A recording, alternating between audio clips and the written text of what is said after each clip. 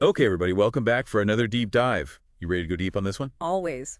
All right, so today we're diving into a single curious phrase, koindikativ. Hmm. It sounds remarkably close to a German phrase meaning in the butt and deep, Yeah, that's right. Im Arschen tief drin. which is just, right out the gate. That's pretty funny. It's a good one. Yeah, it's attention grabbing. It is. And I know before we get too far, I've got to ask you, koindikativ, this is not a real word, is it? Well, as far as I'm aware, it doesn't appear in any major dictionaries or linguistic databases, so I Sure. think it's safe to say that we're dealing with a made-up word or a neologism.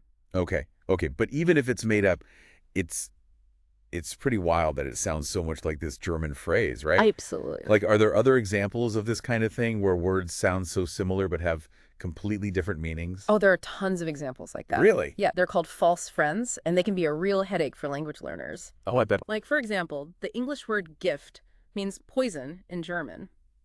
Oh, no. So you can imagine the kind of mix-ups that could happen Yeah. if you're not careful. Oh my gosh, that's amazing. Yeah, it's important to be aware of these false friends when you're learning a new language. Right. So back to co-indicative, even though it's not a real word, the fact that it echoes this German phrase, it's still pretty fascinating. It is, yeah. Like, is there any linguistic theory that explains why our brains kind of make these connections so easily? Well, one theory is that our brains are wired for pattern recognition.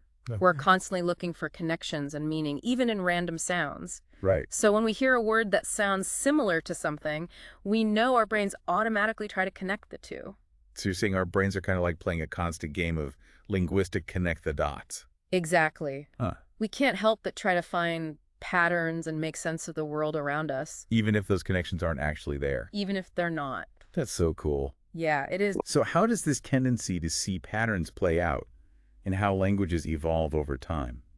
Well, that's a really interesting question. And linguists believe that the way languages evolve is partially influenced by these kinds of connections. Okay. Over time, words can change their pronunciation Right. and their meaning, and sometimes they converge with words from other languages. Uh-huh. And this can happen through cultural exchange or migration or even just random chance. So languages aren't these like static things. They're constantly changing. Exactly. They're dynamic and fluid, and they're constantly being shaped by the people who use them. Wow. So what should we take away from all of this? Well, I think the main takeaway is that language is complex. Okay. And there are often surprising connections between words and sounds. Like co-indicative. Exactly. And who knows, maybe koindikativ will catch on and become a real word someday. It could happen, right? It's possible. All right. So listeners, next time you hear a word that sounds familiar, Uh-huh.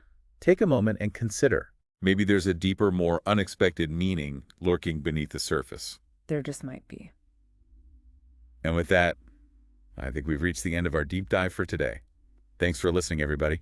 We'll see you next time.